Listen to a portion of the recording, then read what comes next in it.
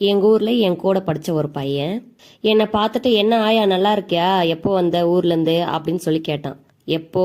எனக்கு ஒரு 20-22 வயசு இருக்கும்போது. ஏண்டான்னு சொல்லி கேட்டதுக்கு, உனக்கு தான் மேரேஜ் ஆயிடுச்சு, 2 குழந்தைங்க ஆயிடுச்சு இல்ல, அப்போ நீ ஆயா தானே, ஆண்டி தானே அப்படின்னு சொல்லி சொன்னான். என்ன பேசுறதுன்னு தெரியல எனக்கு. கோவம் ஆனாலும் அமைதியா வந்துட்டேன். அத சொன்ன அவனே இப்ப மறந்துட்டு இருப்பான், ஆனா நான் மறக்கல. லாஸ்ட் முகூர்த்தத்துல அவனுக்கு மேரேஜ். அந்த மேரேஜுக்கு நான் போயிட்டு தான் வந்தேன். 20-22 வயசுலயே நான் ஆயானா, 28-29 வயசுல மேரேஜ் பண்றான். அவன் யாரு? அதை திருப்பி கேட்க எனக்கு எவ்வளவு நேரம் ஆயிடும்? 28-29 வயசுல மேரேஜ் பண்ற வயசு தான், நான் இல்லைன்னு சொல்லல. ஆனா பொண்ணுங்களுக்கு சின்ன வயசுலயே மேரேஜ் ஆனாலும் ஏன் ஆண்டி பாட்டின்னு பேர் கொடுக்குறீங்க? அதுவும் நம்மள விட சின்ன பசங்க கேலி கிண்டல் பண்ணா கூட அதை ஏத்துக்கலாம். அவங்க நம்மள விட வயசுல சின்னவங்க, நம்ம அவங்கள விட வயசுல மூத்தவங்க, அதனால கிண்டல் பண்றாங்கன்னு. ஆனா நம்ம வயசு நம்ம ஏஜ் பசங்களே கிண்டல் பண்ணும் போதுதான் ரொம்ப கோவமா வருது.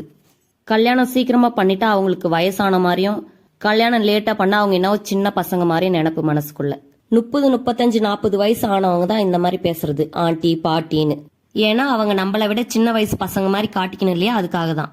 பசங்க தான் அப்படின்னா பொண்ணுங்களும் அப்படிதான் இருக்காங்க.